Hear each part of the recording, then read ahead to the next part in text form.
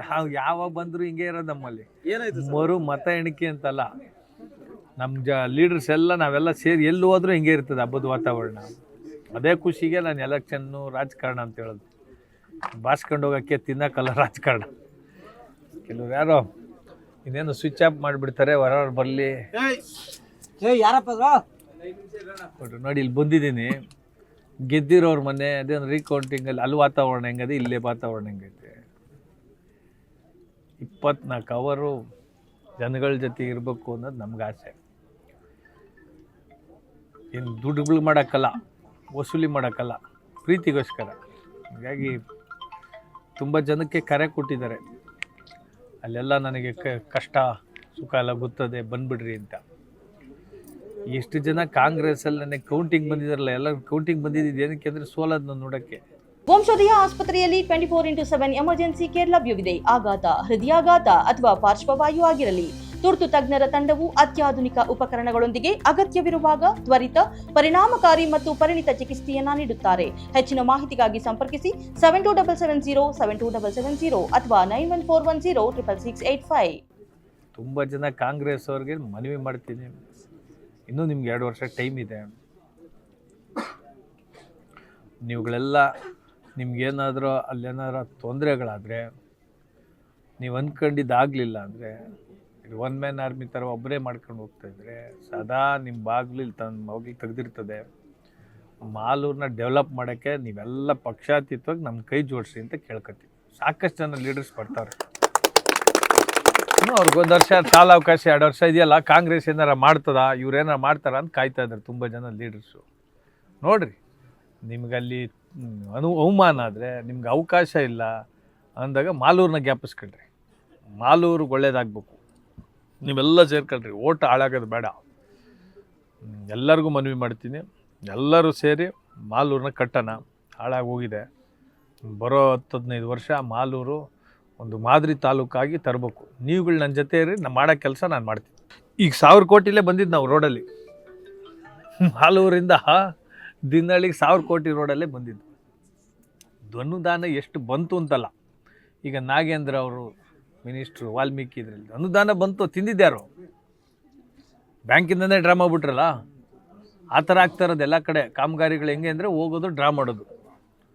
ಅದಕ್ಕೆ ಹೇಳೋರಿಲ್ಲ, ಕೇಳೋರಿಲ್ಲ.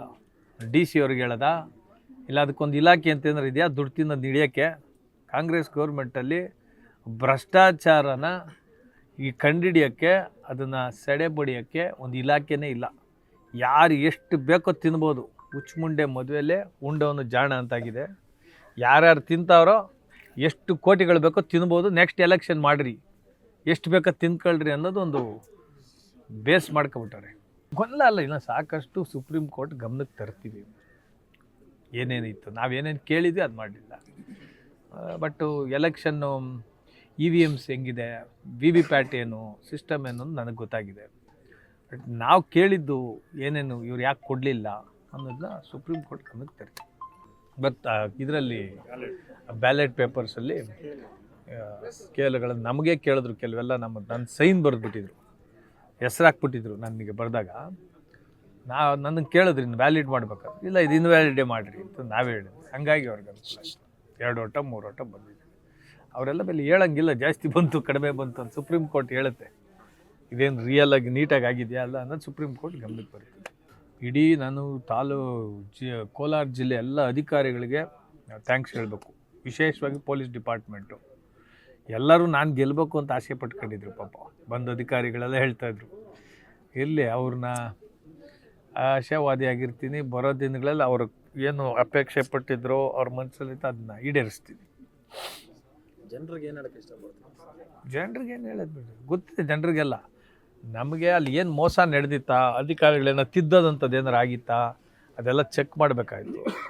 17C forms ಏನಾರು ತಿದ್ದಿರೋದು, EVMs ಏನಾರು ಚೇಂಜ್ ಆಗಿದೆಯಾ, ಅದು ಚೇಂಜ್ ಆಗಿರಲಿಲ್ಲ.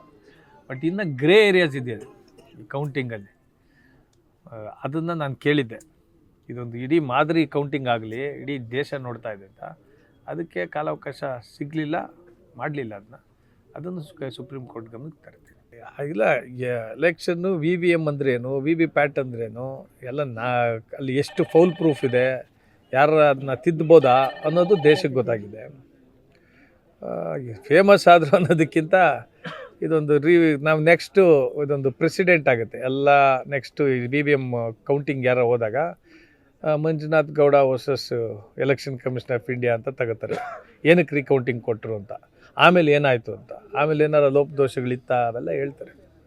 ಇದನ್ನೆಲ್ಲ ಹೇಳ್ತಾನೆ ಇರ್ತಾರಪ್ಪ. ಮೊದಲಿಂದ ಅದೇ ಕೆಲಸ. ದಿನ ಬೆಳಗ್ಗೆ ನಾನು ಇಲ್ಲಿ PDOಗಳ ಹತ್ರ ವಸೂಲಿ ಮಾಡ್ಕೊಂಡು ಕೂತ್ಕೊಳ್ಳ? ಹಾಂ, ನನಗೆ ಆ ರೂಢಿನೇ ಇಲ್ಲ. ತಾಲೂಕು ಆಫೀಸು ಇರೋಬ್ಬರು ಆಫೀಸ್ಗಳಲ್ಲಿ ದುಡ್ಡುಗಳು ತಗೊಂಡು ನಮ್ಮ ಜನಕ್ಕೆ ಏನು ಬೇಕೋ ಅವಕಾಶ ಇದ್ದಾಗ ಅವಶ್ಯಕತೆ ಇದ್ದಾಗ ಇದ್ದೇ ಇರ್ತೀವಿ. ಇದೆಲ್ಲ ಮೊಬೈಲ್ ಈಗ ದಿನ ತೋರಿಸ್ಕೊಳ್ಳೋಕೆ ಓಡಾಡೋದು ಕೆಲಸ ಅಲ್ಲ. ಮೊಬೈಲಲ್ಲಿ ಇದ್ದರೆ ಕೆಲಸ ಆಗ್ತದೆ. ಸಿಕ್ಕಲ್ಲ ಇವ್ರದ್ದೊಂದು ಸ್ಟ್ರಾಟಜಿ ಅದು. ನಾನು ಸಿಕ್ಕಲ್ಲ ಅಂತ ಹೇಳ್ಬಿಟ್ಟು ಯಾರನ್ನ ಹೋಗಿ ಕರೆಯೋಕ್ಕೆ. ಸಿಕ್ಕೋದು ಸಿಕ್ತಿದ್ದು ಗೊತ್ತಾಗ್ತದೆ 2 ವರ್ಷ ಆದಮೇಲೆ. ಯಾವತ್ತೂ ಹೇಳಿರಲಿಲ್ಲ ನಾನು ಗೆಲ್ತೀನಿ, ಹಂಗೆ ಮಾಡ್ತೀನಿ, ಹಿಂಗೆ ಮಾಡ್ತೀನಿ. ಈಗ ಹೇಳ್ತೀನಿ ನೋಡಿರಿ, 2028 ರಿಸಲ್ಟ್ ಇವತ್ತೇ ಬಂದುಬಿಟ್ಟಿದೆ. ಎಲ್ಲಿ ಬಿಹಾರಲ್ಲಿ ಆಗೈತಲ್ಲ ಹಂಗೆ ಆಗ್ತದೆ ಇಡೀ ಸ್ಟೇಟು. ಕಾಂಗ್ರೆಸ್ ಸರ್ಕಾರ ಹಾಳಾಗಿ ಹೋಗ್ತದೆ, ಆ ಮಟ್ಟಕ್ಕೆ ಆಗ್ಬಿಟ್ಟಿದೆ. BJP ಸ್ಪಷ್ಟ ಬಹುಮತ ಬರ್ತದೆ. ಜನರು ರೆಡಿಯಾಗಿದ್ದಾರೆ, ಡೆವಲಪ್ಮೆಂಟಿಗೆ ಕಾಯ್ತಾ ಇದ್ದಾರೆ. ಸಣ್ಣ ಸಣ್ಣ ಗಲಾಟೆ, ಪಟಾಕಿ ಹೊಡೆಯೋದು ಅವೆಲ್ಲ. ಆ ಪಟಾಕಿಗಳು ಮನೆ ಹತ್ರ ಬಂದು 12 ದಿನದ ಮಗು, 12 ದಿನನೋ 14 ದಿನ ನಮ್ಮ ಮಗು ಇದೆ, ಆ ಮನೆಗೆ ಹೋಗಿ ಪಟಾಕಿ ಹಾಕ್ತಾರೆ. ಇದೆಲ್ಲ ಒಂದು ವಿಕೃತ ಮನೋಭಾವ. ಪೊಲೀಸ್ ಗಮನಕ್ಕೂ ಬಂದಿದೆ ಅನಿಸುತ್ತೆ ಅಧ್ಯಕ್ಷ. FIR ಆಗಿದೆ, ಹೋಗಿ ಮಾತಾಡ್ಸ್ಕೊಂಬರ್ತೀವಿ. ಅದನ್ನೇನು ದೊಡ್ಡದು ಮಾಡೋ ಅವಶ್ಯಕತೆ ಇಲ್ಲ. ನಾವು ಸಣ್ಣ ಪಣ್ಣ ಕೆಲಸಗಳೆಲ್ಲ ನಡೆದೋಗ್ತವೆ ಊರುಗಳಲ್ಲಿ. ಖುಷಿಗೋ ಹೊಟ್ಟೆ ಊರಿಗೋ ಕೋಪಕ್ಕೋ ಮಾಡ್ಕೋತಾರೆ. ಅದನ್ನು ದೊಡ್ಡದು ಮಾಡಬೇಡ್ರಿ ಅಂತ ಹೇಳಿ ಬರ್ತೀನಿ. SP ಅವ್ರ ಗಮನಕ್ಕೂ ತರ್ತೀನಿ. ಎಲ್ಲರೂ ಗೆದ್ದಿದ್ದೀನಿ ಅಂತಲೇ ತಿಳ್ಕೊಬಿಟ್ರು. ಕುಗ್ಗಿರೋದು ಕಾಣಿಸ್ತಾ ಇದೆ ನೋಡ್ರಿ ಹೆಂಗವ್ರೆ. ಗ್ರೂಪ್ ಪ್ರವೇಶಕ್ಕೆ ಮಿನಿಸ್ಟ್ರು ಬಂದರೂ ಬರೋಲ್ಲ ಇಷ್ಟು ಜನ. ಹಾಂ, ಮುಂದಿನ ದಿನಗಳಲ್ಲಿ ವಾರ ಅಲ್ಲಿ ಕಳ್ಕೊತೀನಿ ನಾನು. ಯಾವಾಗಾರ ಎಲ್ಲ ಕಾರ್ಯಕರ್ತರ ಸಭೆ ಕರೆದು ಜೊತೆಯಲ್ಲಿ ಇರ್ತೀವಿ. ನಮಗೆ ಇವ್ರು ಹೇಳ್ತಾರೆ ನೋಡ್ರಿ, ಎಲ್ಲ ಅಳುಬರು BJP ಅವರು ಯಾರ್ಯಾರಿದ್ದಾರೆ ಅವರು ಕೂಡ ಕರೆ ಕೊಡ್ತಾ ಇದ್ದೀನಿ. JDSನ ಕಾರ್ಯಕರ್ತರೆಲ್ಲ ನಮ್ಮ ಮನೆ ಹುಡುಗರು, ಅವರೆಲ್ಲ JDS ಅವರೆಲ್ಲ ದೇವೇಗೌಡರು, ಕುಮಾರಣ್ಣವ್ರ ಬಗ್ಗೆ ಒಲವು ಜಾಸ್ತಿ. ಹಂಗಾಗಿ ಕೆಲವು ಓಟುಗಳು ವೇಸ್ಟ್ ಆಗಿಬಿಡ್ತು. ಅವರು ಕೂಡ ಮನವಿ ಮಾಡ್ತೀನಿ, ನಾವೆಲ್ಲ ಸೇರೋಣ. ಓಟು ಹಾಳಾಗೋದು ಬೇಡ, ಓಟ್ ವೇಸ್ಟ್ ಆಗೋದು ಬೇಡ. JDSಗೆ ಏನು ಓಟ್ ಬಿದ್ದಿತ್ತು, ಹಳೆ BJP ಅವರೇನು ಮೊನ್ನೆ ಇಂಡಿಪೆಂಡೆಂಟ್ಗೆ ಸಪೋರ್ಟ್ ಮಾಡಿ ನೋಡಿ, ಆರಾಧ್ಯ ಅವರು ಆದಮೇಲೆ ರಾಮಸಮ್ಮಣ್ಣವ್ರು ಇವರೆಲ್ಲ ಇದ್ದರು.